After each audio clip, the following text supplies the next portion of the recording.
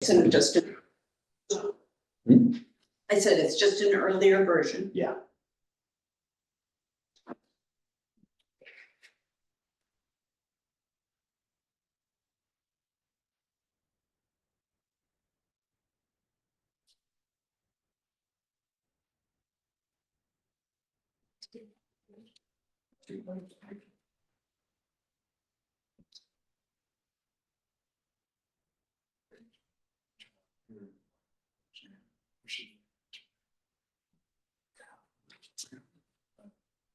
Did you start the meeting? I have not started the meeting.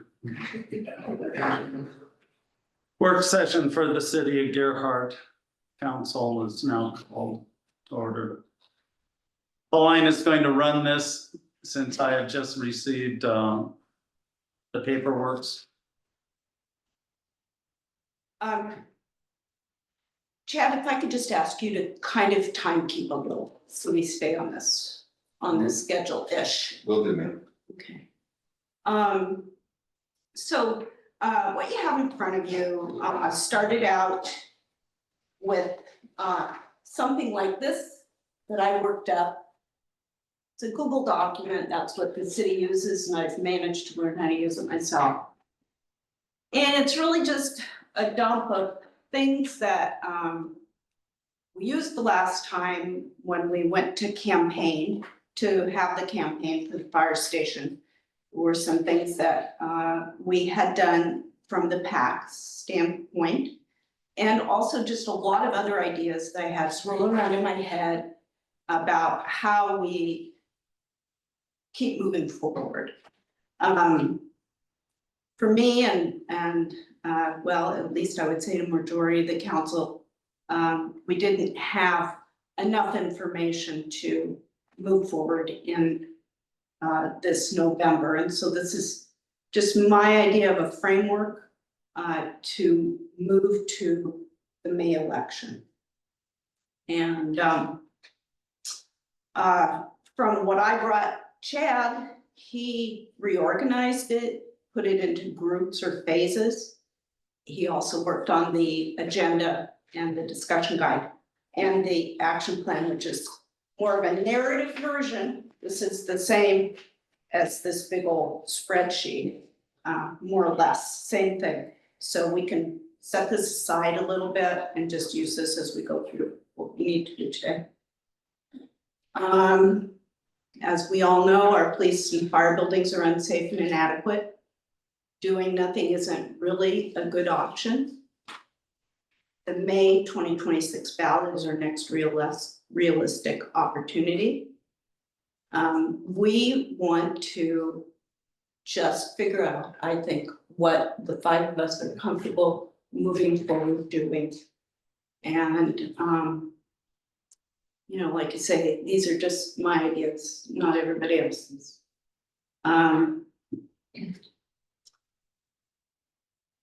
The next thing he has here on the bullet is reminder that the $33 to $34.5 million project,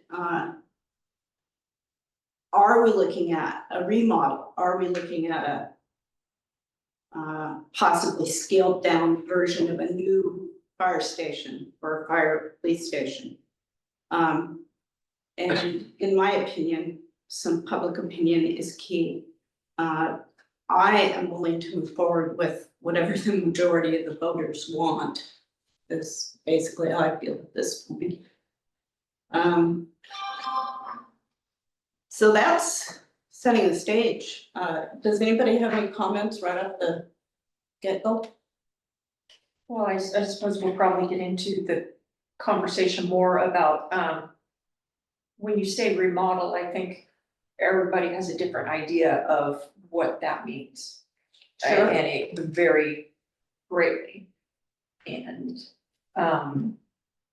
so I guess we're gonna need to delve into what are we talking about? What would a realistic remodel be? Because we're not talking about a coat of paint and just changing the electrical over there. Right. And what we need to talk, or one of us needs to go have a conversation with Leonard and find out what it is he found out from Oregon building codes. and what we are, if there is anything that can be done. Yeah, I've had the basic conversations with him. He's still going back and forth with the Oregon State Building Codes. So yeah, I can definitely give you his opinion on that building, that him and I have through walkthroughs that we've been doing over the last couple of weeks. And then also to finish off what you were saying, Ms. Klein, these options are just things that we've talked about. This is not a guide as to what direction we're headed. And the other option that's missing on here that Sharon was talking about as well is the cottages at Gerhardt site. I mean, if all things are going to be considered again, how we're going to get through that consideration process or that process to consider these different options. And then what do we have to do after that, once we've considered those options and started heading into a direction, is what this document that Lina and I have worked on is all about. So can we just talk, I just have one clarifying question with regard to what Leonard's working on. Is that to potentially try to rebuild in place? Or is it, to what extent can we rebuild without refoundationing? Or is it just how bad is this building? It's a little bit of everything. So one way we were looking at this is to see if there is any way around this unfunded mandate of critical infrastructure to build something here without all of those building codes for critical infrastructure, thus lessening the cost, but also lessening the resiliency. So we're that's taking more time for them to come up with a statement back to us. But they are considering that question that we had, is there any workaround to all of the critical infrastructure code that will then allow us to do this less expensively? And again, with less resiliency. The other thing we talked to them about, and we did get an answer back, is can we remodel that building a little bit? And the answer came back is that yes, we can. Things that Leonard was suggesting was tying in the roof into the walls and the walls into the floor better, so that we could have a few more seconds of evacuation time if there was an earthquake. And that's really what the difference would be, is a few more seconds for the people that are in that building and the equipment that's in that building. He found out that we could, because that building is functioning as a current fire department, if you were to remodel it and put the ventilation in there and get rid of the turnouts, tie in a bathroom and a decontamination and a couple of offices, that we could do that. Even if we had to poke out from the building a little bit and build some new portions to sustain that, all of that can be done on that site without critical infrastructure. They said that their opinion was, and I don't have this written down, but their opinion was that the building is covered, is critical infrastructure, is doing the job. And if we continue to have the main part of the fire station in that structure, and we built out and added some bathrooms and maybe an office, that those two buildings would not need to be critical infrastructure. It's an add-on, and it's just a larger remodel. So there is a way for us to do that. But you don't have that in writing? No, that's what we're working on. That's what we're getting. But this is what's been said to him. And this is how he concurs as well. As a building official, he would sign off on a project where we were doing some things to stabilize the building better. Adding in the ventilation, adding in the bathrooms, adding in all of that. He would sign off on one of those permits as well. He's comfortable with doing that, but we are waiting for more information. Right, okay. So no soil remediation potentially. If we were to take the current building and use it, correct. And would we be in compliance with all the OSHA stuff? That's where the money would come into place, is that you'd have to spend quite a bit of money to get the electrical, the ventilation, the bathrooms, all of that. And no, we would not be completely OSHA compliant because that building is a constraint. It's constrained, we can't get it wide enough for the vehicles and things like that, but there is a lot of things that we could do. And then what OSHA would say is how to get them involved in the community, in the conversation would probably be prudent as well, but we would be able to do some things. Now, give you an example, a New York Fire Department, fire station that they have in those old brick buildings, such as the old Ghostbusters building, they're still using those. They still work. Are they compliant? No. But they've got some workarounds and they've got some things that they're doing. Can we do that here? I'm not entirely sure, Well, but it's something worth exploring. they're not in earthquake territory either. No, but when OSHA is talking about the distance between engines and the amount of space that you need, So if we just say we did that, the remodel, does that affect our insurance rates? And how so? I can't answer that. I think that there would maybe be a slight effect. I mean, the insurance rates now are low because the value and the building value is near zero. The replacement costs are substantial, and I don't think that our insurance company would just replace the building with a new one that would cost $33 million. So I don't know how much of a factor that is. I don't know that it's a large factor. That's interesting. I was thinking the opposite direction. So you're saying they're low because it's not of value. And I was thinking, well, if we remodel and we're still not in compliance with OSHA, then can the insurance company say, well, we're gonna raise your rates because you're not in compliance with OSHA stuff? That was my question. Potentially. Have you gotten your homeowner's insurance policy yet? Yes, went Yeah, up about 15%. Mine doubled, Well, okay? This is what's going on with all the destruction that's happening in the United States. Every insurance company is broke. sure. And so they're gonna, regardless of whether we're a municipality or not, if that's the insurance you're talking about, it's going up. well, that's quite true.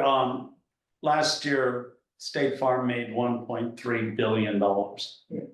That's their profit margin for last year.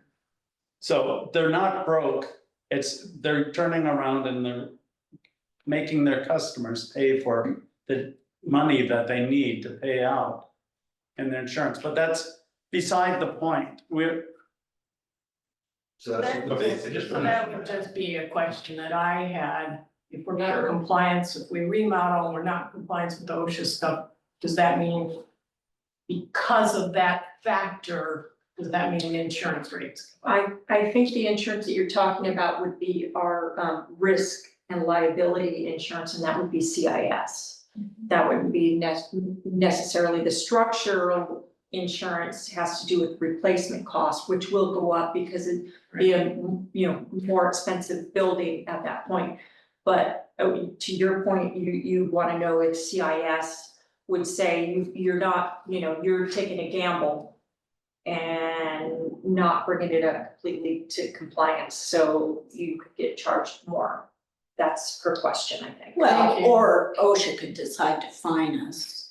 Well, They would yes, say we were, not. Well, the way that some of that works, some of it, and this is in the building code, and some with OSHA, is that they realize that this is the building we have to work with. Right. And so when we go for a building permit, if we were the average Joe and we had a building like that and we went for a building permit to do some remodeling, the building official would then dictate some of the things that you need to do to bring it up to code. Not all of it, because they know that you have a building that cannot go up to 100% compliance. But they'll push you to get some of those things done. And I think that's the run that we'll be in, is we'll take care of what we can take care of based on the building that we have, if that's the decision the council and the public want to head down. well, so if we were to go to, and I don't wanna take us off in the weeds, I don't know where we are in your, if you want to wait to have this kind of a conversation, but we would need to have a conversation about identifying exactly what needs to be done over there. It gets back to what kind of a remodel are we talking about?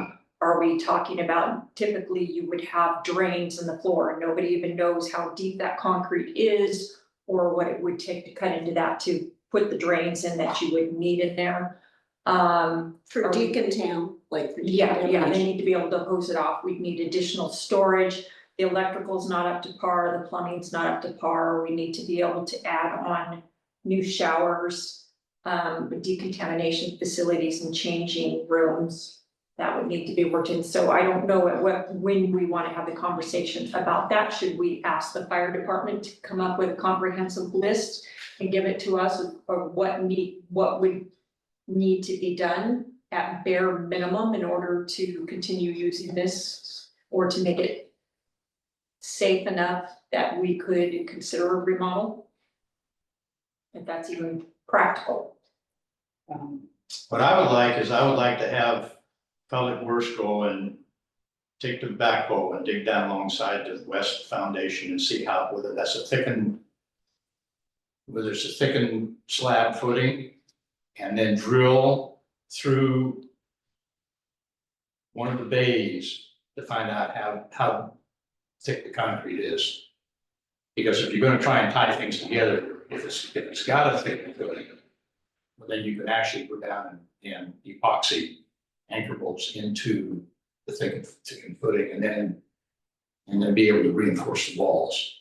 We would need some assistance in that, but with the fire department and the building officials' help, and then probably a contractor of some sort. You know, we could talk about all of the things that are OSHA requirements, what we would need to add and how to do that, and then come up with some approximate pricing of what a remodel situation would cost. Or we could go through the process and look at, you know, going down to 2 bays, a meeting room, no offices, and see what that would cost us. Would that bring us down to 20 million, you know, or $18 million? We could also talk about the other, Excuse me, 2 Location. bays, are you talking about in a new facility? yeah, Okay. yeah, I mean, if we really wanted to cut, I mean, everything's on the table. I'm not gonna sit here and say, we went down to 2 bays to make this work, would that be good for the fire department? No, it wouldn't. Where does the equipment go if you only have 2 We'd bids? sell some of it, I don't know, you know, everything is open. You know, do we change the way that we respond and not respond to certain things? You know, do we get rid of the, you know, those are all things we don't want to do. But my point is that you have a lot of different options to start heading towards, but it is really figuring out what people will vote for. Well, we also have a question of, depending on what kind of remodel we do, does public works go someplace else? Right, well, I think before we go too much farther into what we would do as far as a remodel, we need to talk to Leonard and find out what OBC, Oregon Building Codes, OBC is going to want and allow to happen. Because then it's a waste of time if we're gonna talk about it and they're gonna come back to us and say, well, no, you can't get any of these waivers.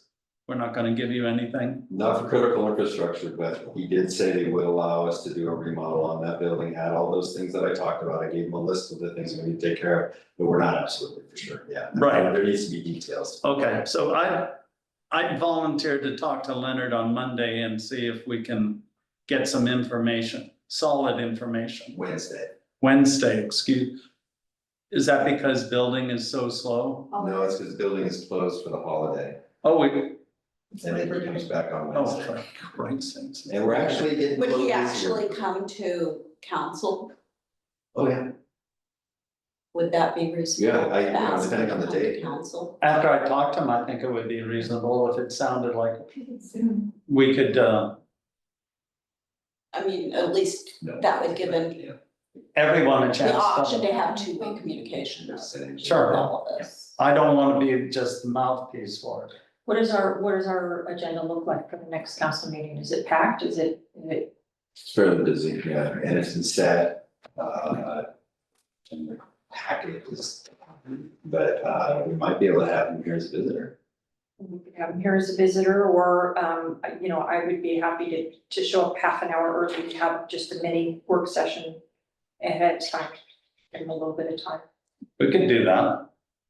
Cause we still have enough time to notice it.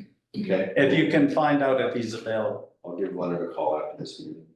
As And long as if we have not, 3 of us there, if all of us can't be there, at least 3 of us can be there, it'll be recorded, whoever can't be here can watch another. right, and if that doesn't work, we could set it up for Wednesday. while he's here and have him hold over or whatever. And then we can just have an informal work session where he can give us everything.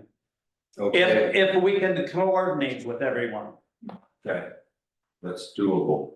okay? Because Uh, that still gives us enough time until Monday. so Wednesday, you wanna meet with him and we'll have a chat and then we'll see if we can retain him for a potential quick work session prior to our city council. Yeah.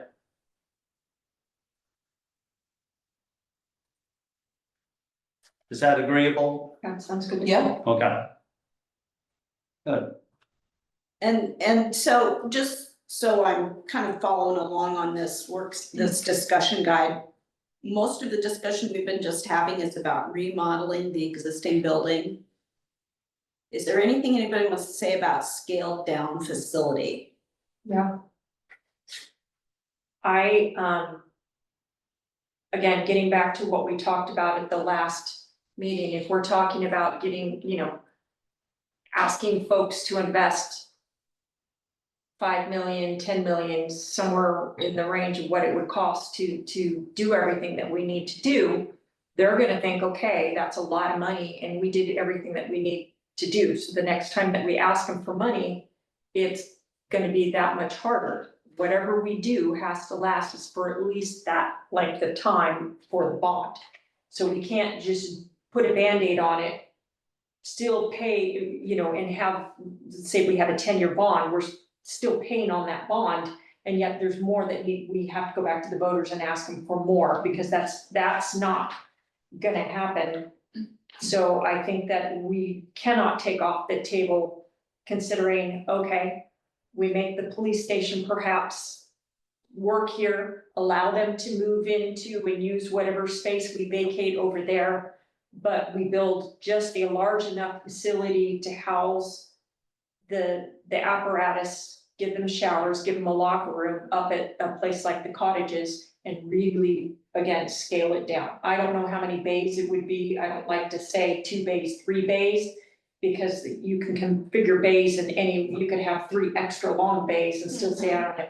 That's not the way you do it, but you figure out the bare minimum square footage that you need and you build it to that size, and it is just the fire station and it's up there at the cottages, which allows us also to do a number of things. Number one, I would very much like us to revisit that property up there. I do not want it to become county-controlled property. I don't think that's what's in the best interest of our folks in this community. I don't think the people that live up there around there are gonna want a bunch of Airbnbs or VRBOs at the end of their street. It'll impact our police and fire services, having that kind of thing happen. I would much rather have that under the control of our city. And that it, to me, is a smart area to take in if we're gonna take it in.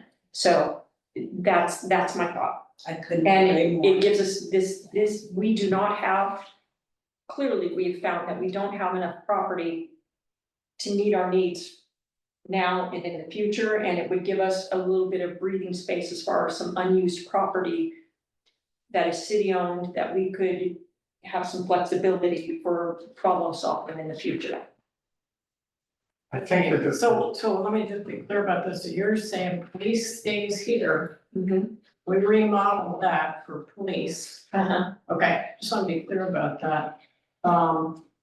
But the remodel for police might look a lot different than the remodel for fire. So then do we need to remodel? Well, what I'm saying is so there, we're not building critical infrastructure, we're not doing something completely new.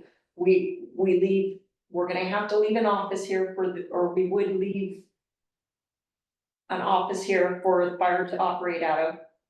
And police would also operate out of here, but unfortunately, their locker rooms and their decontamination facilities would be on the north end of the community. I've been in worse situations, it can happen, give me just a minute, I'll let you speak.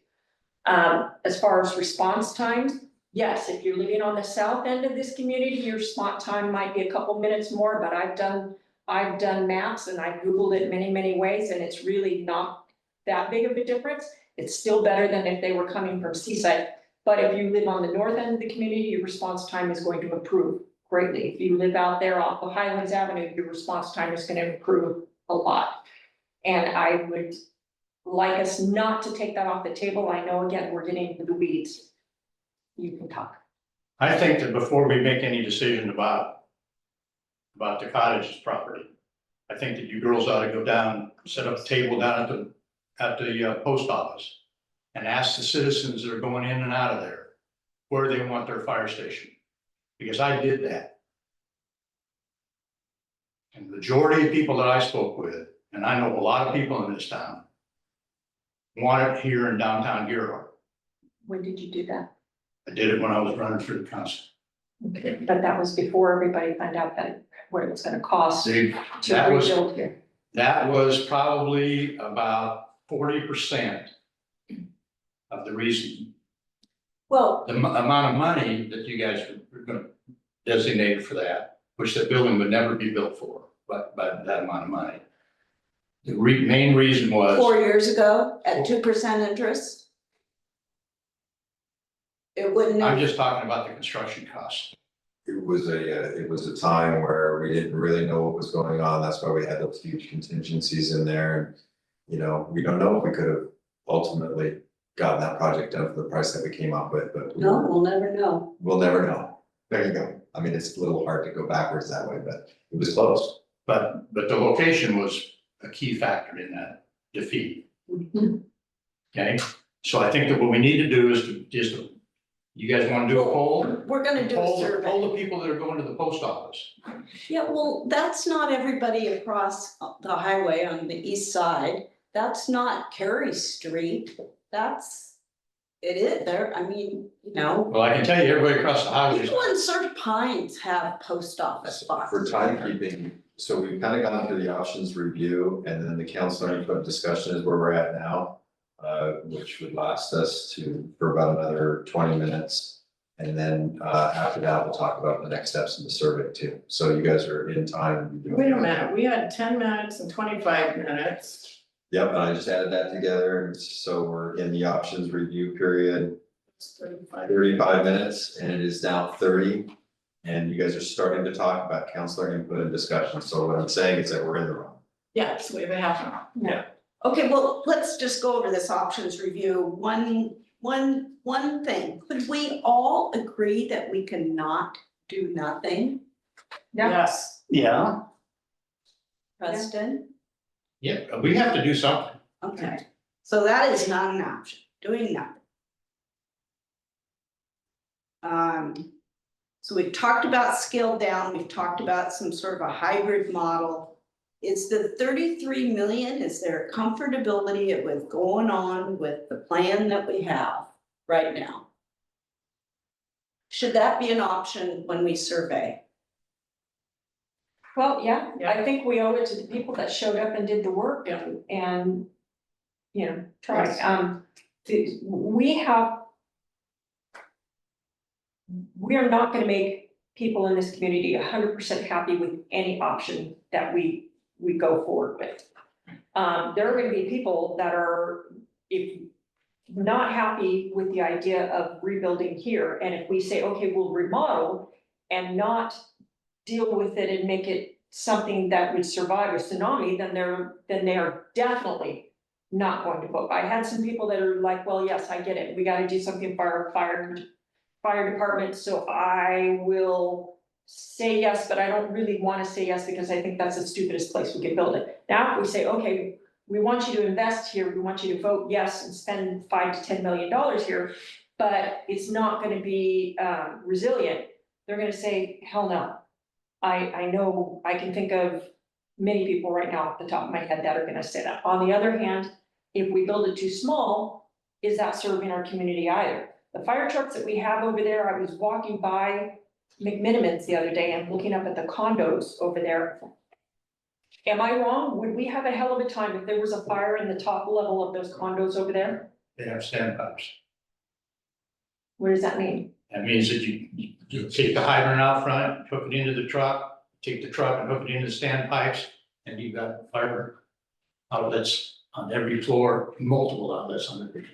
Okay, assuming that you can get up there, but what about trapped people and other issues Well- you have? It's a concrete structure. If we have the Cascadia, those, do you think the 5-story condo's gonna?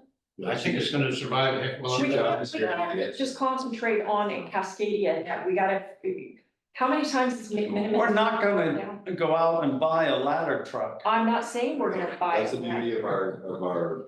The mutual aid, that's the Well- only way we would be able to handle a 7-story pick. Is with their ladder truck. And their ladder truck can make 7, right? 8, they got it for tournaments. Right, so I'm not But this- recommending that we buy a ladder But truck. that building isn't 7 stories tall. But there's all sorts of different hazards that we do take care of, and the situation that we're in, it's the mutual aid really benefits us, so when Seaside needs us for wildland and coverage, we're there for them. And when we have a fire, if we have a fire, if God forbid, at that structure, then they will definitely be here to help us, so that's the beauty of mutual aid. So there is some flexibility. But So I agree with you, Dana. I think that on our survey, we need to give every option. and that includes the park. You Well, know, I'm gonna I accept, do nothing. except do nothing, but Right. I believe if we're gonna offer up everything, then we have to offer up the park. And I don't want it at the park. You know, I was the one who took it off the table, but it was considered. You know, I mean, I thought since you took it off the table, you wouldn't want it to be reconsidered. I don't, but you know, if we're gonna look at everything, then we've gotta look at everything that's been discussed. You know, The other thing I would like to know is if we're going to consider, the cottage's site is, Paulina came up with the idea of a vector analysis. And that would consist of the amount of calls, maybe over the last couple of years, I don't know what you wanna look at. That were closer to here versus closer to that site. I would wanna know what percentage of those calls that were closer to that site versus closer to this site were critical calls. I would want that piece of information as well. I'd like to see that, Critical meaning like for that, medical. fire, Well, no. 'cause I agree with you that a deep dive analysis on where the calls are, the number of calls, the changes and the trends with the calls would be valuable. The problem that we have is he is our only employee right now and he is busier than a one-armed wallpaper hanger. And coming up with that information might be tough. Is that something that we might be willing to pay an outside entity to do that evaluation for us?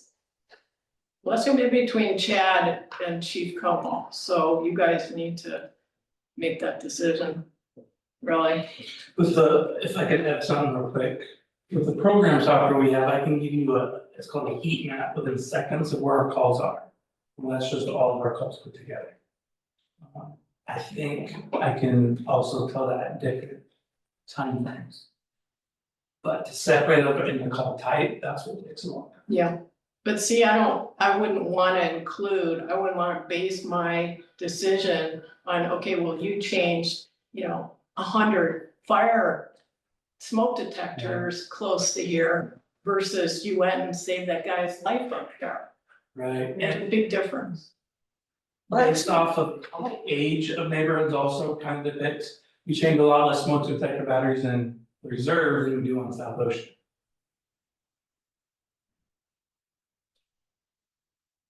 But one of the objections that people had to the cottage's location was that it wasn't close enough for a critical call, it wasn't close enough to, like, I don't know, South Gerhart, whatever. So if we don't have that many critical calls in South Gerhart, or if, the mutual aid could get there first, that makes a difference in how we look at this. It does, and the heat map would even tell you if there's any calls at all. I don't know when the last time we went, like, the Little Beach Loop. I don't remember last time I went there for any. So when your time permits, whatever you can easily do off your software would be helpful for us. Just in terms of, Some generic. well, just trying to understand, is it a perception that this location is better because it's faster? Or is it true? Is it a fact? Cause I'm not sure. Right, and there is variables, let's say if we did have dormers and interns, then the interns that live not here right now would be here tonight, so that would greatly increase.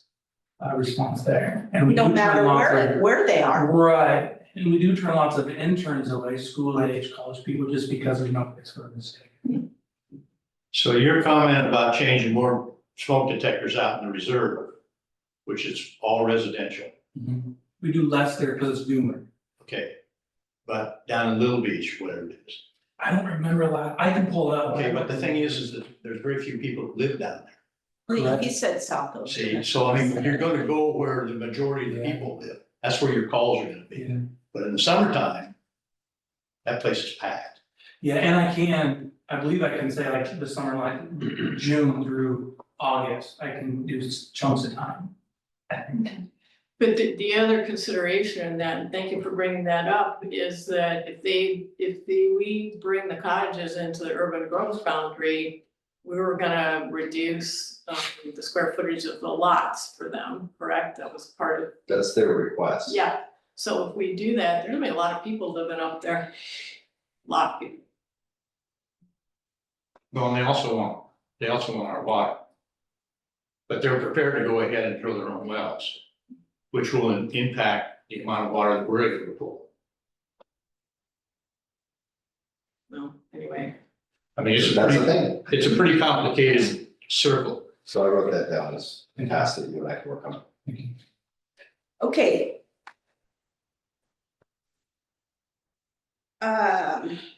Next section says round robin style. Each counselor gives their initial reactions. Maybe we've already done that. What feels realistic? What's DOA? And what info do you need to be comfortable? And we already have vector analysis as one thing. And We need Leonard and OBC's information.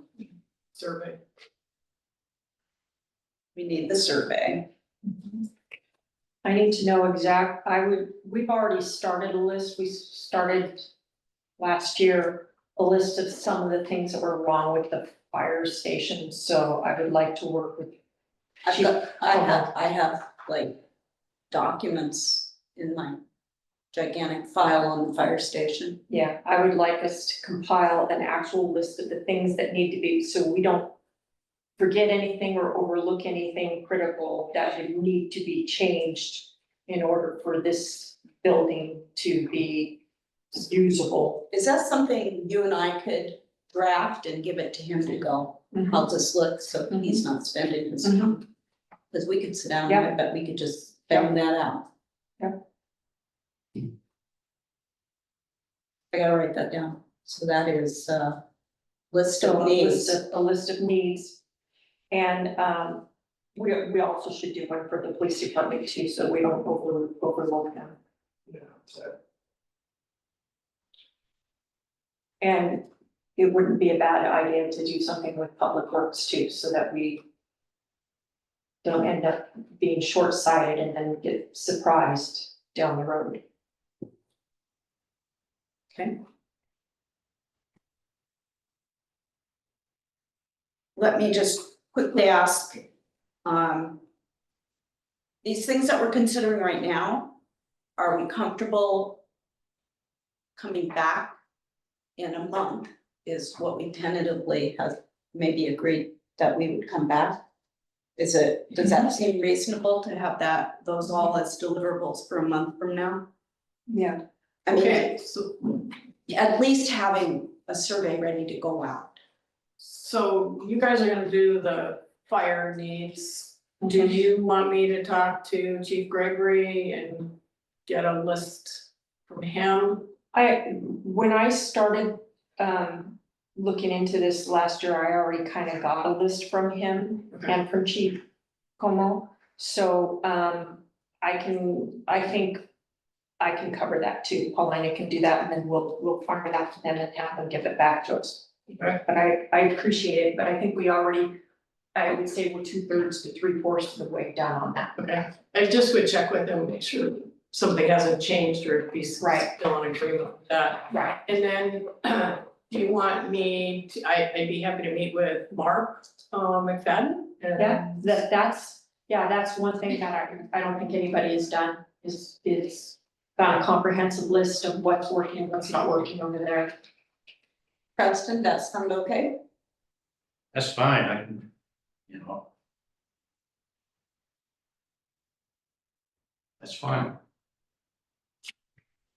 Good.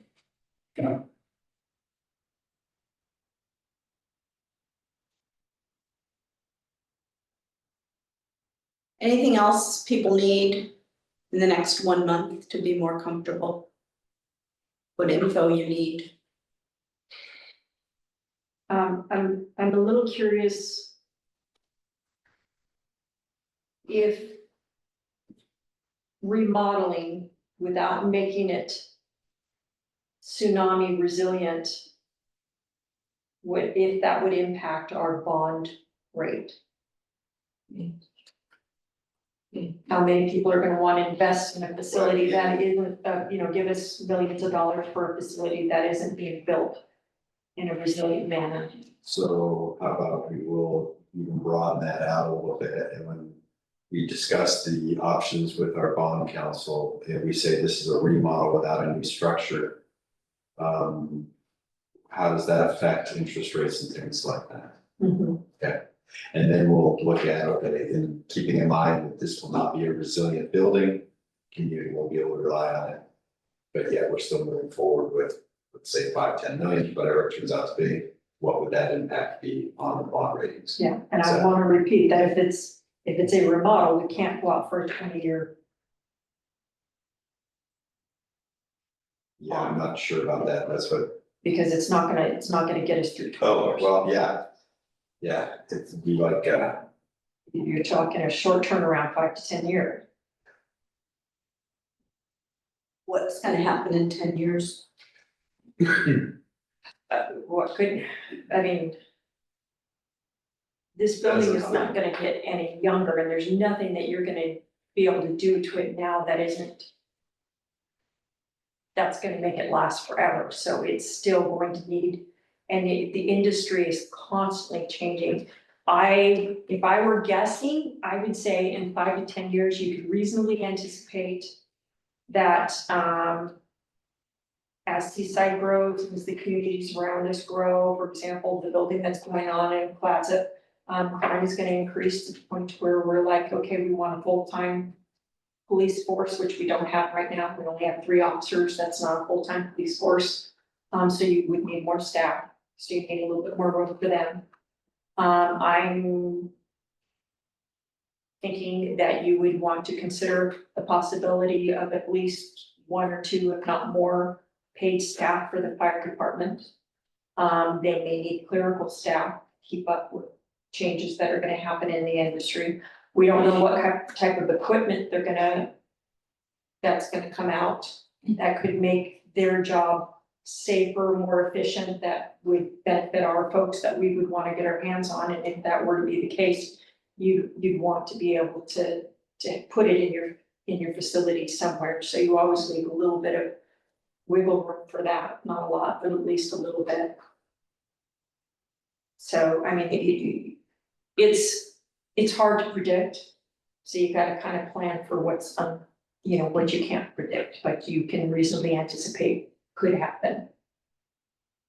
A piece of information I'd like to have would probably, come from the architects. And that would be if they take a look at a remodel situation over there.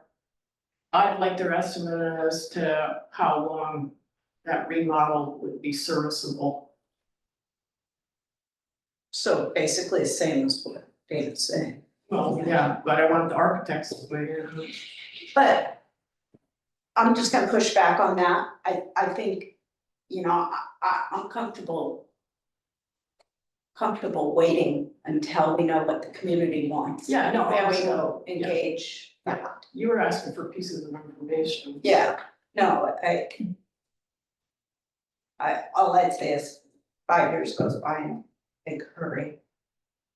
5 years I mean, ago, how- we were in the middle of the pandemic. See, this is like, what's the cart and what's the horse? So if you put out a survey and you say, well, you know, or you guys want that remodeled at the location. And then the architects come back later on and say, well, okay, well, we'll remodel it, but that's really only gonna be serviceable for about 5-10 years. Doesn't that sometimes affect what those people would have decided in the survey?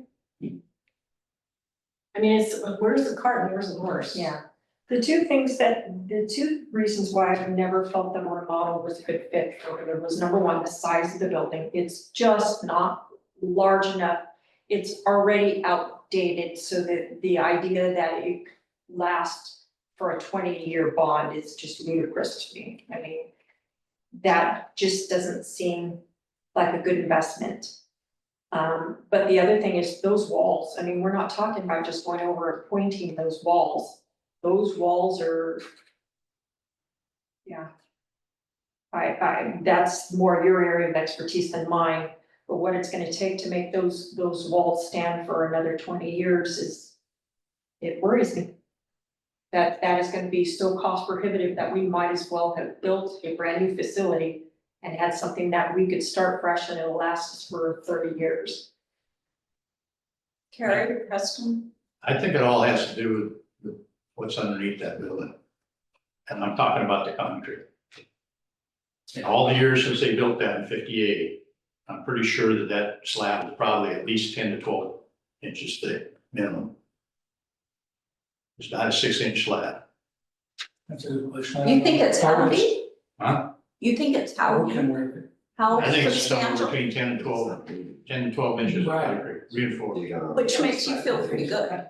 Well, if they thicken the edges, it makes me feel really good.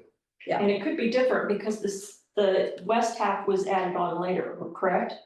So that might be different from the east half, sounds all right? I mean, the volunteers would have done, I mean, if they built the east side with a 10-inch slab, they would have built the west side with a 10-inch slab. Particularly if Malton was involved in it. And so, you know, that building is, I mean, the slab itself is really stable. So that gives us one thing, all right? Now, if you're talking about a seismic event that's gonna generate a tsunami that's gonna flood downtown Deerhart, you know, remodel a new building. I mean, you know, where's everybody gonna come from? I mean, the reality of it is, nobody's gonna get here. They're gonna, all the aid is gonna go to the valley. Because every bridge between here and Portland's gonna collapse. Well, The tidal wave's it's gonna, gonna go to high ground too. They're not gonna be coming downtown. no, what I'm saying is that Deerhart, as we know it today, all the critical infrastructure that the government is gonna pour into Oregon is gonna be in the Central Valley. I mean, when you look at it realistically, right? The wave, if it's as big as, you know, the geologists want us to believe and everything like, it's gonna go all the way to Bonneville Dam, all the way to Oregon City Falls. You know, I mean, Astoria, both their fire departments are in the tsunami zone. Right. Yeah. I mean, they're only basically, they're only 6 feet above sea level. Just like the airport. Well, but a tsunami isn't the only event that we have to plan. No, that's for. I true, mean, that's what I'm we have saying, but if just- everybody's concentrating, you know, on just the seismic event and stuff like that. I mean, that's a small percentage of what these guys here need to plan I'm for the worried next about a 20 couple of years. good, strong storms. That whole building shakes in a good storm. Well, there's a way that you could probably tie everything, that's like Leonard said, you know, but until we find out what's underneath it, I agree, that's but the key, that's what start with the foundation. Even Paulina found some neat material that they're using on concrete walls to strengthen them.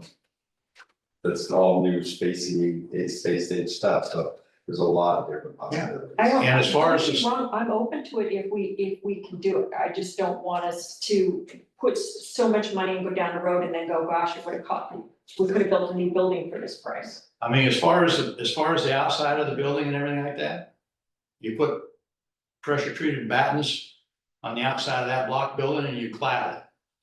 And then you don't have the block building that's taking the beating of the weather, like it's happening over in McFadden's side.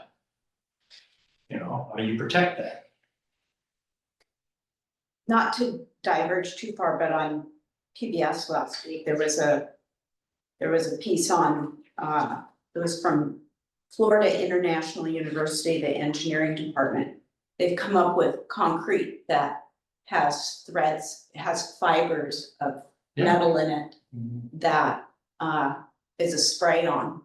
They're starting to use it on failing bridges. And I mean, like in the piece, if you go back and look at it from a couple days ago, about 5 days ago.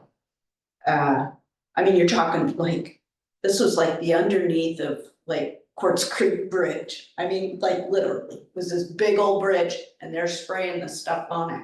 You know why that is? They're protecting the steel. Well, they're reinforcing it. Yes. They're protecting the steel from rotting out. It's what they're doing is they're covering it up. And this was an actual reinforcement spray, where it does Yeah. encapsulate this binding agent that protects it and reinforces it all at once. Who knows what? Well, the point is that I guess reinforced concrete's been around a long time, not just rebar, but actually, you know, mixing it in or however it's done, but this is this was kind of put out as and a more cost efficient way of doing it, because I guess reinforced concrete is really expensive, that's what I read.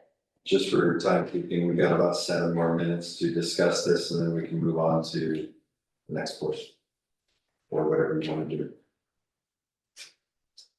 So points of alignment, I mean, I'm hearing some consensus, I've got some notes here with regard to to-dos and particular things people would like to know more about.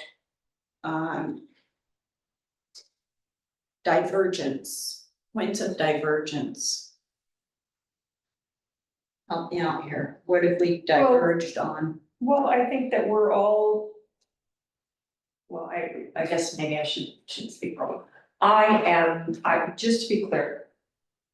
I am all for whatever is going to make a safe working environment for them. If I am not working against a remodel if a remodel turned out to be feasible.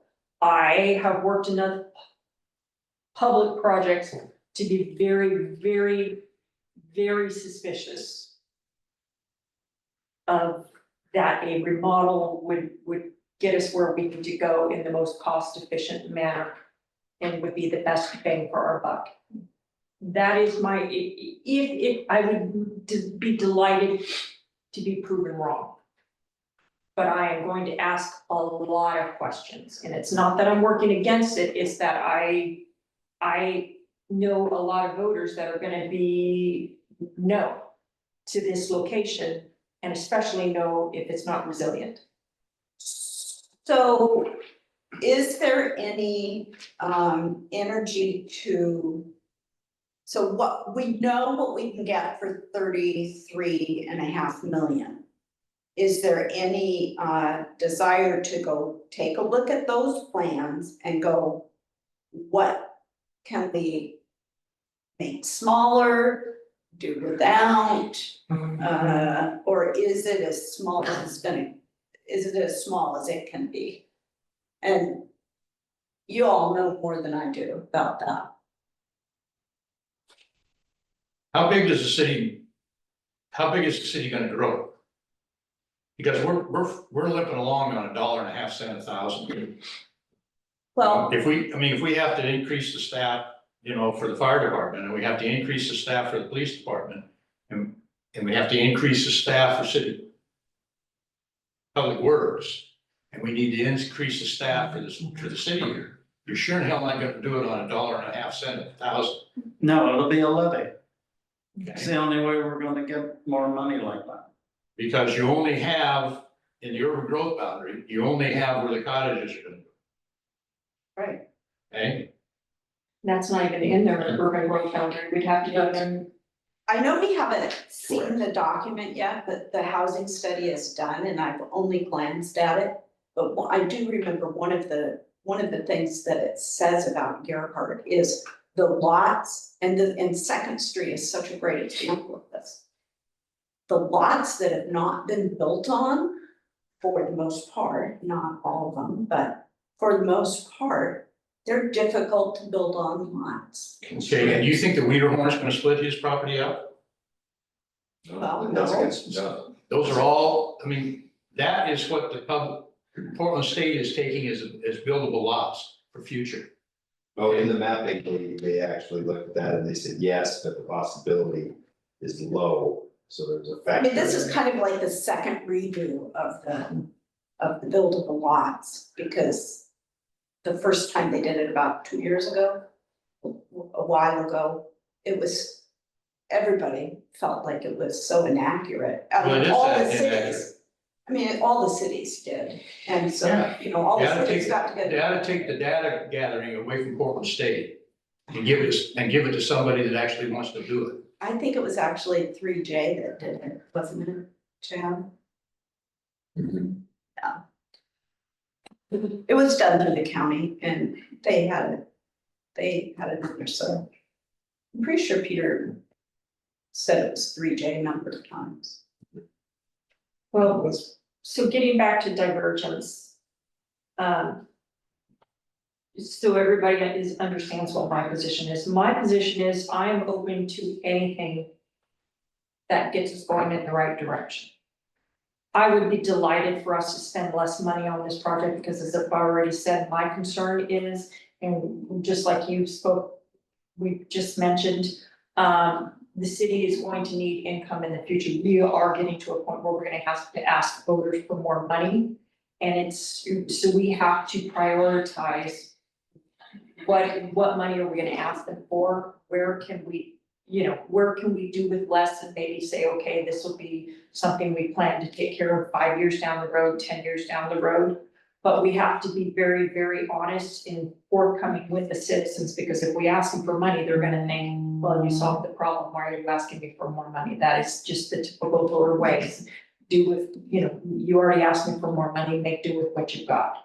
So we need to prioritize and think about where are we going in the future. That's That what would happened, be a strategic plan. that's what happened to the water bond. What do you? Well, they passed the first water bond and then they realized that they didn't have enough money, so then they asked us for another $6 million. It was a little bit more complicated. Well, that was because the standards changed, the codes changed. Those change all the time, this is. I think the point was that's probably the reason, no matter what the reasons were, that 3.7 or $4 million bond failed for the all new city hall and the fire station. Was because of that, so he's agreeing with you that strategically we need to think this through as well. So can we say that we're all open to, we all understand that this project needs to be less expensive than what the last proposal, but still needs to be good enough to get us by for some time and also allow us a little bit of wiggle room, or there would be some consideration for other needs other than just the building that we're gonna need to keep our community safe in the future. I would say yes. If the price point is what the citizens will pay for. I mean, to me, that's the key. I can't go around twisting your arm and go, you have to do the 30, I mean, you just can't. We have to say, what are you willing to pay? I said that way back to the beginning. I said, why don't we ask the citizens what they're willing to pay? Okay, Are we much into this? But I just wanna say one other thing. And we need to do what the citizens want done and what they're willing to foot the bill for. But I think in helping them to make that decision, we need to look at all the options as Carrie suggested. Come up with maybe some, different configurations of who goes where and what happens to which building. And different sites, including different sites in there. My personal opinion about remodeling that building is it does not build for the future. It builds for the short-term future and that's it. And it's putting lipstick on a pig. That's my personal opinion, but it's not about me, it's about the citizens, so.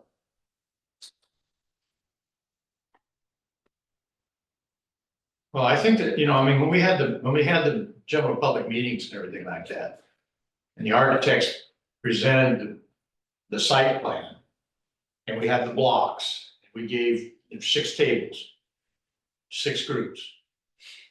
They realized that they're trying to pack 6 pounds of manure in a 2-pound can.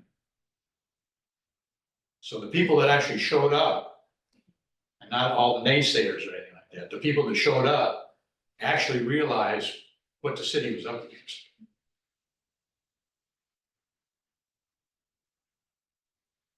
and that's our problem, it's the people that showed up. Yeah, There's versus, such a small percentage of the people that are gonna be paying for this and voting for this.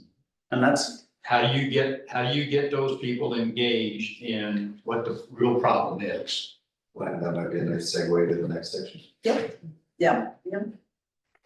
Okay, how do you get everybody on the east side involved?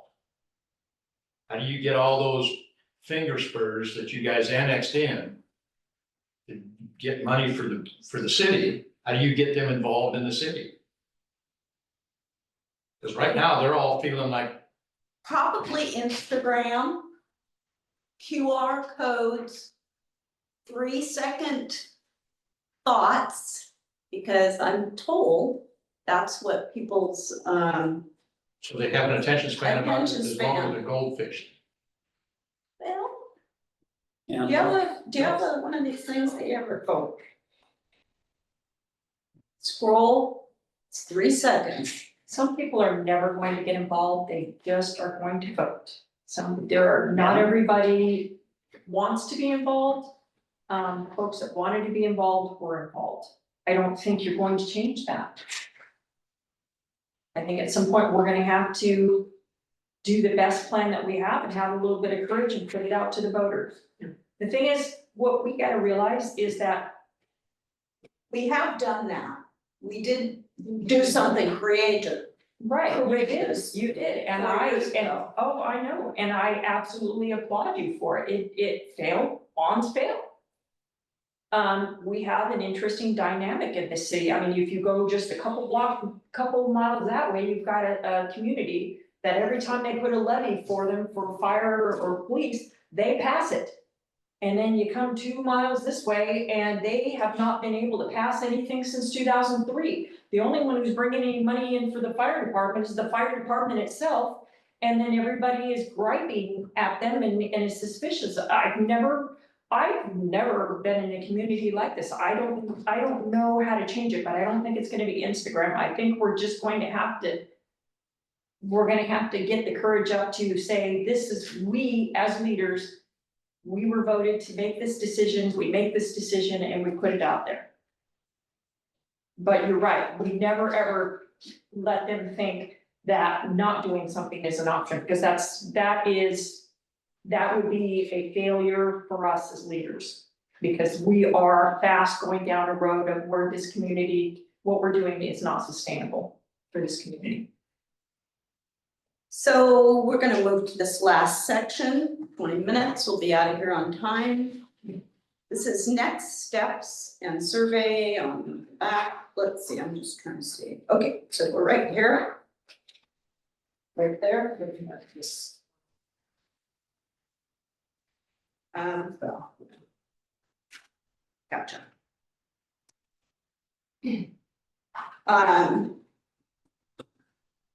So the first question here is, what do we want the survey to test? And we don't have any survey questions. No, I didn't get that far.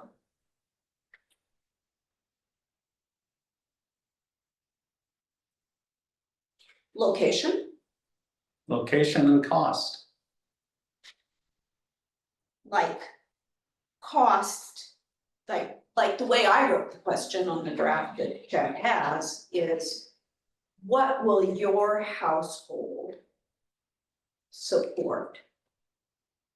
$1 per assessed, 1.5, $2, $2.53. I mean, once we get to 3, we're at pretty much 30 million, I think. Wasn't it 3.14 or something? That's Okay, there, yeah. I would caution you with that, because if, whatever your bottom number is, it has to be a realistic number. Because if you, Shortchange or something. yeah, if you say, hey, can you do $1? And then it turns out we can't do anything for $1, then it looks like a bait and switch. Yeah. And it's misleading. There has to be a price point besides $3 per 1,000. Right, and so we need to have an idea of what it's gonna cost for A, B, and C. Cost for each option. And I think, In other words, the cost should be tied to an option. Is that what you guys are saying? that's what I think. Why put it out there if you don't have a package?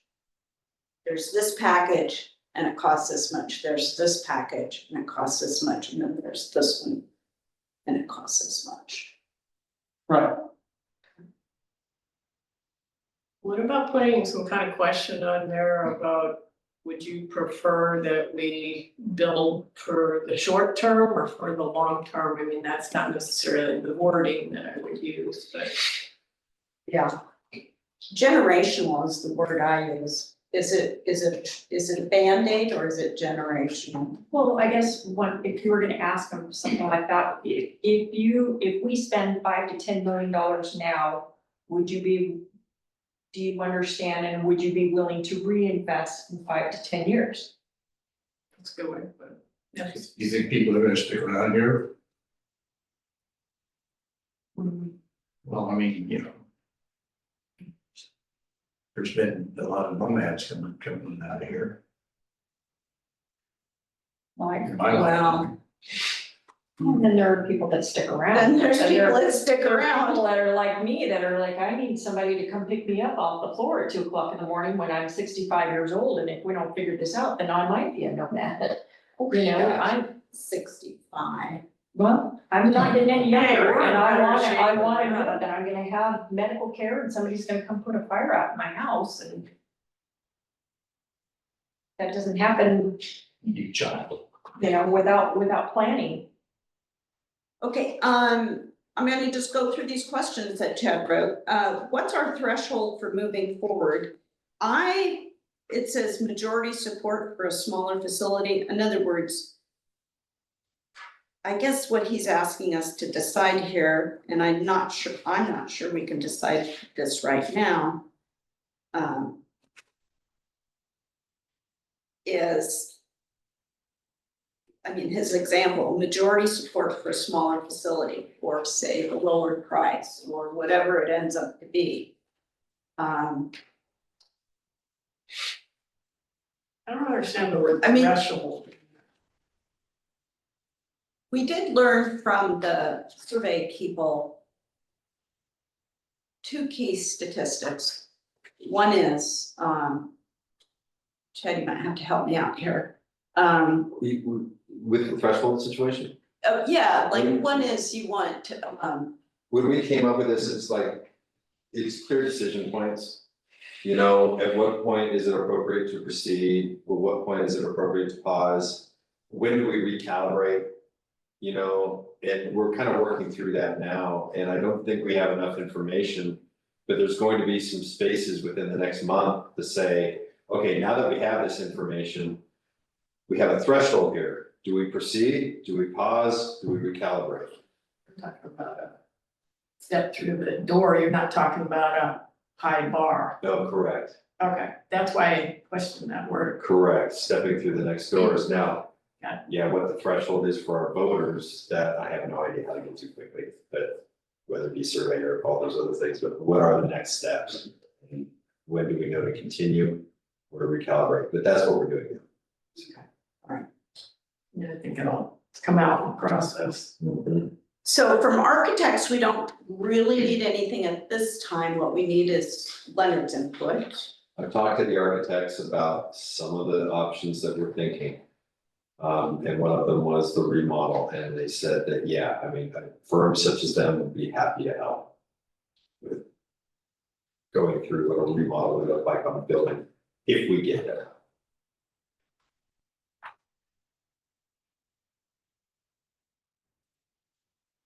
Wrap up and assignments. Well, you wanna talk about the timeline for the 2026 ballot? That's under survey next steps. So, is that where we're at?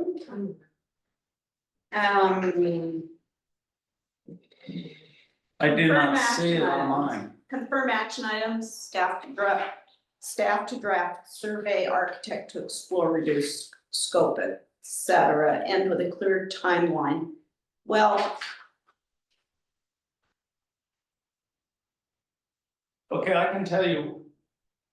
The governor is not going to come to Gerhart. Okay, I haven't contacted her wife yet. But there's always a back door. So I'm going to pose the question to her, since they are still, according to my sources, here in the area on occasion. There is a critical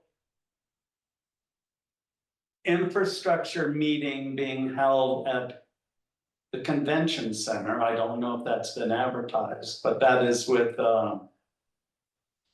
Oregon Solutions, and they are having a powwow there. That's When? another thing I'm going to crash.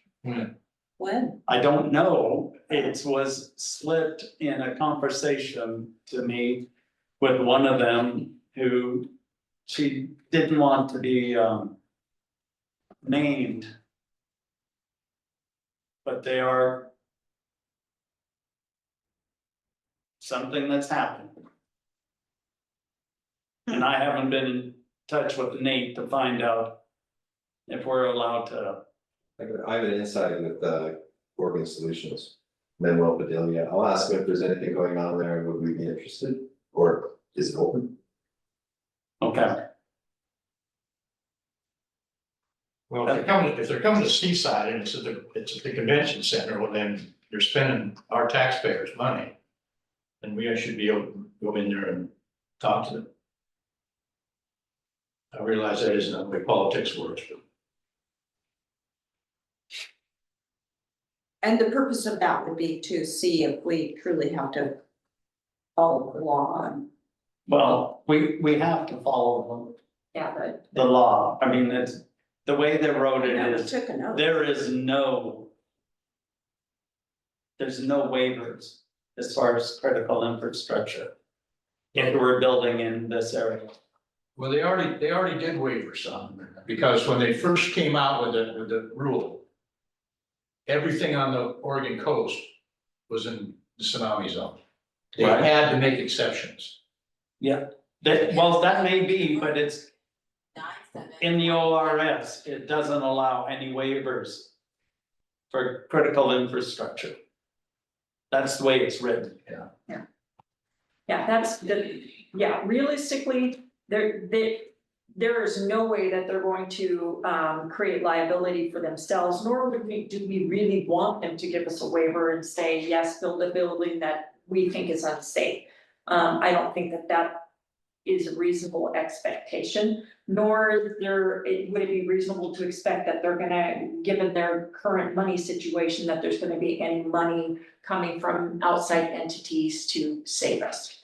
So, you know, this community has to think about what is our community, what's it gonna look like in the future? Are we going to change anything? Are we gonna allow more tourism? Are we gonna allow more Airbnbs, or are we going to pay for this type of stuff ourselves, or are we just simply gonna be slumlords to our employees until they decide to stop showing up? Those are really, to me, those are our options.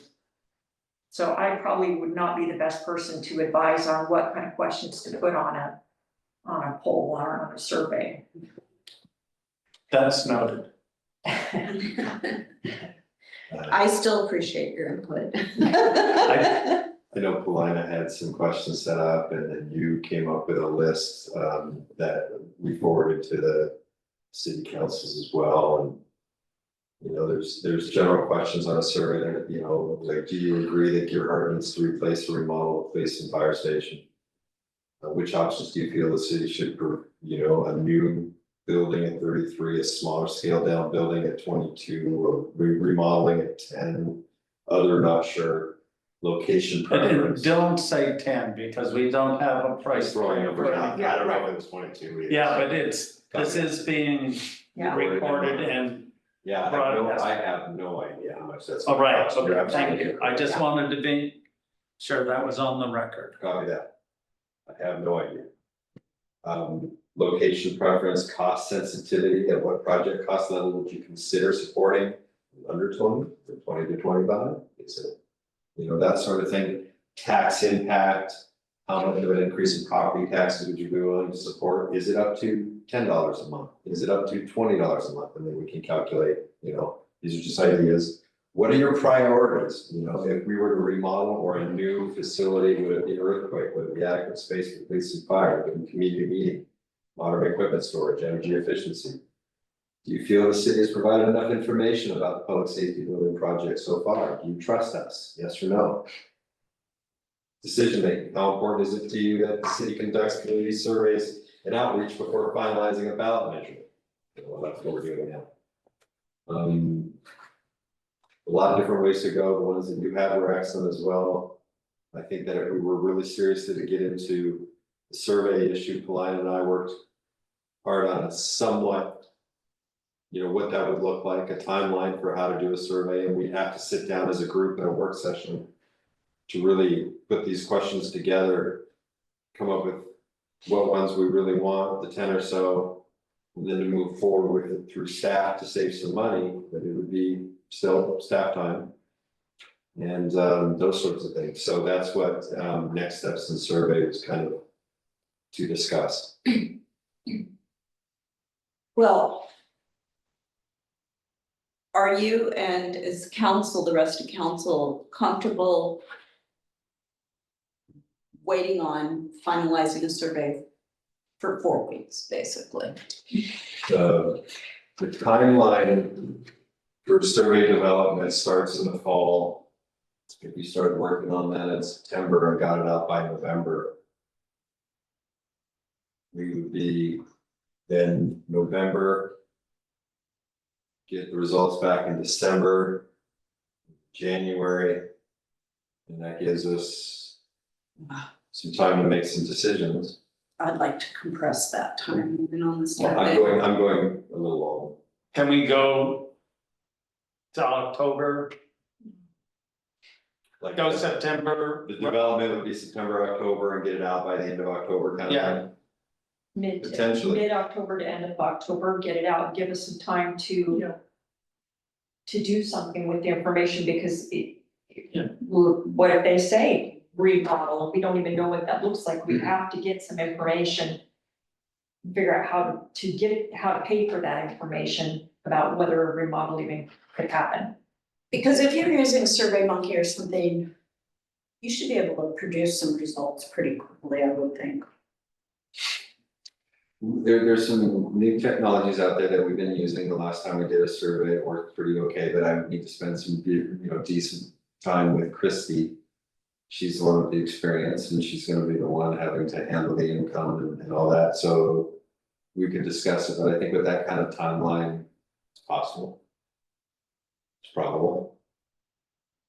Is there a way we can compile all the past surveys and put them in one spot under our facts or something, so that, because this misleading red herring that people are out there trotting around, that there's somebody behind the grassy knoll with all of our survey results that they're keeping from the public. And we put it out there so that we don't have to, it seems like we're spending a lot of time and energy with, and it's ridiculous, just put it out there, would be my preference. Because that's gonna be something they're gonna say, well, why would we fill out this survey if they're not giving us results of the other surveys? Just- But we've given, it's I know. just, he doesn't, they don't remember. And they weren't there. I know, They well, weren't at the town hall meetings to hear it all. I know, They would like it celebrated out there. We do have all that information. It wouldn't be that tough to get out. right, I've already started collecting that because of that request. yeah, let's just put it out there, and that way, I mean, we could keep wasting our time revisiting this over and over and over again, or we could put it all in one place where we can direct people. No, and truthfully, the surveys came out in favor of the direction we were heading. Well, we have nothing to hide, so just. Correct.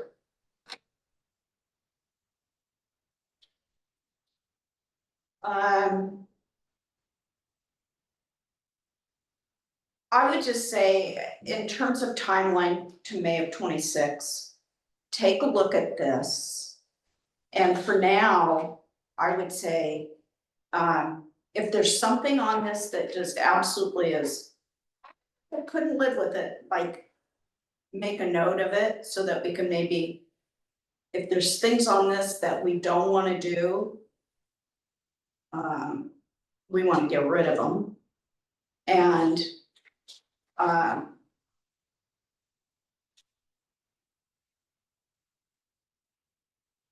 I think these winter, spring, I think we really have to like flush that out as good as we can by the months. So that we have we gotta get this done in the year. Are you We talk available? about phase 3. Are you available next Tuesday? Oh, yeah. Our Yeah, regular yeah. time? Okay, so I just put that in the calendar.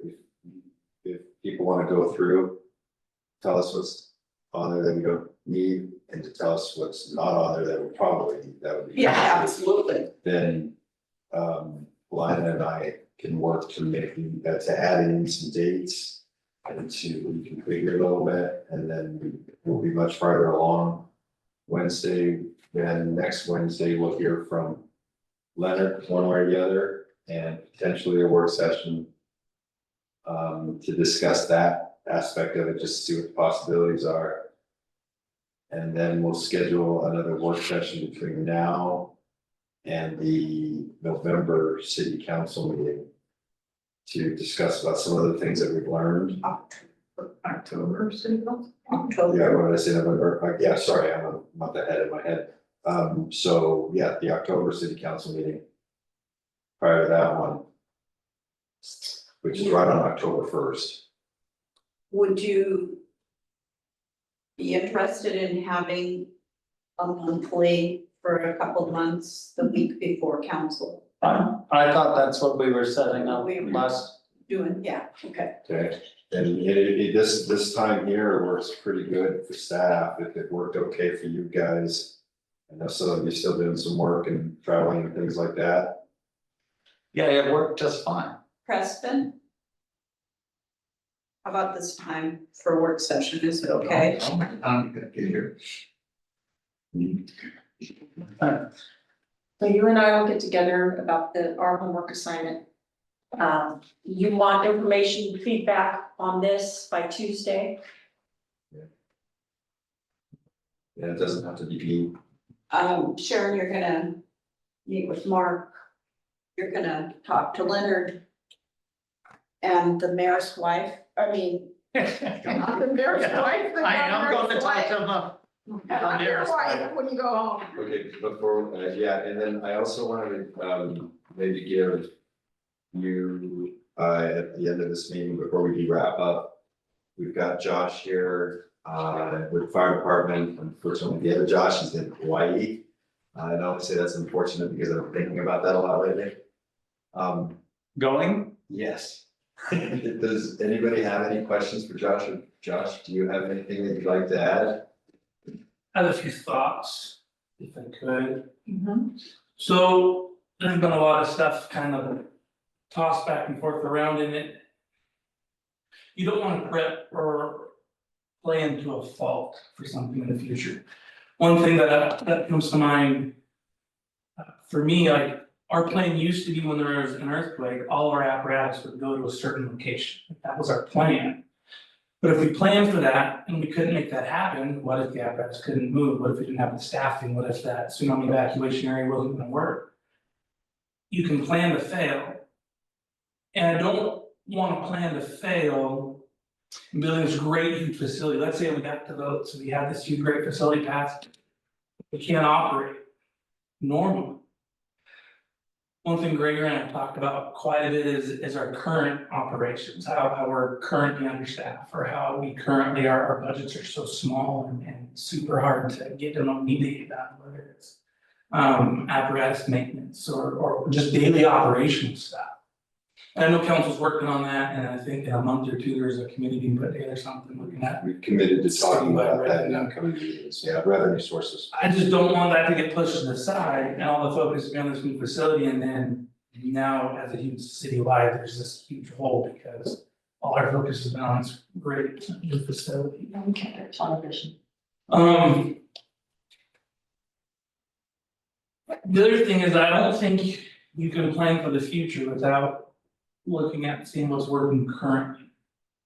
Currently, we're out of space. We're busting at the same nets for the fire and the police side, and you guys all know that. I've said from the beginning, I don't care to build a pole barn, it doesn't matter to me. And if it was an option, if we could, I know we can. Space is a huge thing, and that's really what we need, and so when we talk about downsizing. With that, I wanna make sure we're not talking about downsizing from what we have, because what we have is already too small. Not function with what we have. It's cost us lots of money and cost us the ability to serve the community currently when I had an apparatus by the service for months because we didn't have enough space. I walked through that situation with you guys. So I wanna make sure that we don't do something and shortchange ourselves with that in the future.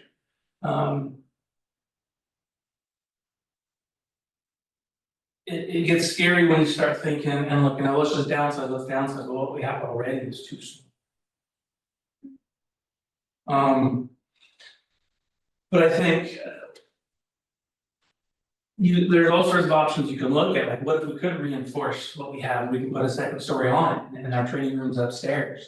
What if what's now the training room, we could use, and then our base could be a little bit bigger or something, who knows what options are there, there's still that building for sale next to Dollar General.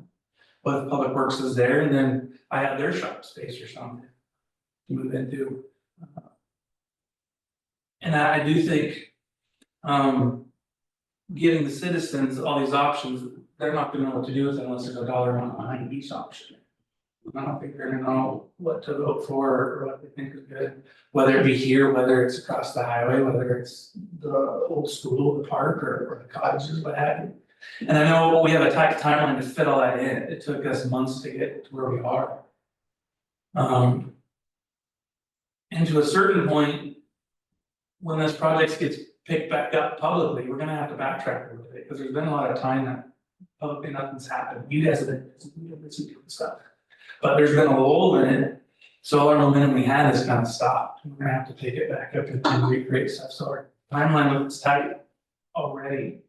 And we wanna, I feel like there's a shotgun effect taking place, which that's a great advertising marketing tool, we're just gonna shoot a bunch of different options out. But it's also the same effect we're taking place of, we could go here, we could remodel here, we could rebuild here, like. To get all the details for all those options, what the voters want, that's almost an impossible feat. It's gonna be tough with that, but I agree, we gotta give them something, we just can't finally ask, hey, can we do this, what would you do? So it's tough. With all that, I know what we have is too small. That's what I can tell you, what we have is too small, and you all know that. You all know the building's falling apart in there, but whatever we can do in the meantime to help that process and to get something, better. We can't look at the future without looking at currently, it's what we have currently working.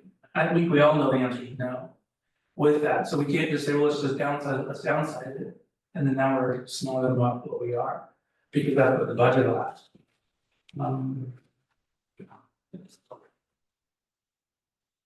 Yeah, and the part that's hard, I think, is that I don't know that the public knows that And it's hard to, it's inadequate.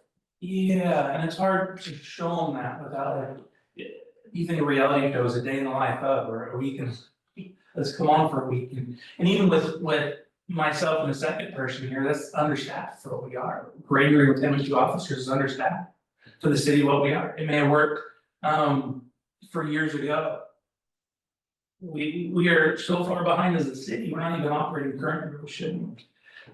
This week I was underneath the engine replacing the hydraulic pump because it's not in the budget to send to a mechanic.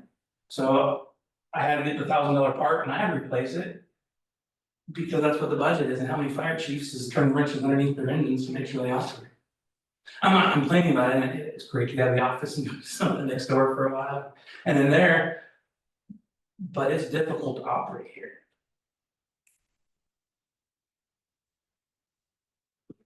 Thanks, Josh. Probably something only a Gerhart fire chief would. Gets me out of the office, right, and it's working good, so everything's good. That's a good mechanic. And passing it back to you. Kind of, I have one question, so, vector analysis, so the things that I wrote down for potentially the next work session. Vector analysis, which is something that Josh was going to do whatever he could do easily in order to get. The mayor was gonna talk to Leonard and set that up. I have survey on there as a draft to bring back, but is that not what I'm hearing, that maybe the survey is not going to be a draft coming to the next work session? No, I think it is. Okay, so, and you're working on that together? I'm probably working on it with Chad Okay, for at least We starters. get it started and then get that information out so that we can, the survey is definitely part of it. I mean, I would say if we send out a draft, is it acceptable that people by themselves get any ideas back to Chad and not reply to all? Or is that out of bounds? I don't know, I have to check on that one because there was a new posting from the ethics. On an individual basis, if you're coming to me with information, yeah, you're not gonna get into trouble. It's your passing it on to other, Yeah, so then I would bring that together and say, here's all the ideas and we talk about it in work session. right? But as far as that one, I talked to you, Yeah. so you could talk to them, and that just blows me away that they have to be that touchy about things. Okay, Okay, and then there was also, to go along more with what you were talking about as far as task list, do you have anything more on that? well, just, they talked about the lists, but Dana and Paulina were gonna work on the police and the fire. And then And- Sharon was gonna meet with Mark McFadden just to get the essential list. The main list, and then everybody was gonna work on the task sheet. Right. Okay, yeah. And then a couple more things, I will have some discussions with CIS insurance to discuss some of those, I think that's not too difficult, or maybe Justin can help me with that. On questions. Impact bond rating, impact on bond ratings, we'll have that, discussion with staff. Preston, you said how deep the foundation is, Josh is over here going, I've got a shovel. Right? So if he's gonna figure that out, just for giggles to get your foundation depths. That'd be the footing. On the west side. Yes, excuse me, yeah, I think that, And then drill, Yeah, we can get a. A core sample? yeah, hopefully when we do that, we don't get water. well, no, you're gonna, okay, so I mean, all you gotta do is take a 3/4 inch concrete. Somebody give me some gum. With an impact drill and zip it down. Yeah, just go down until you hit sand and then, and then see how, but I'm pretty sure the slab's probably somewhere around 10 inches, I would guess. Hopefully. Because it's sure, I mean, Just for people that are in here and listening online, we're talking about taking the survey in-house and doing it rather than spending $20,000 on a survey. There's gonna be a cost in time and energy, but that's what we're thinking at this point. Okay, staff can potentially handle that. Okay. Anything else from anyone? Adjourn. Thank you all. to be done in Texas.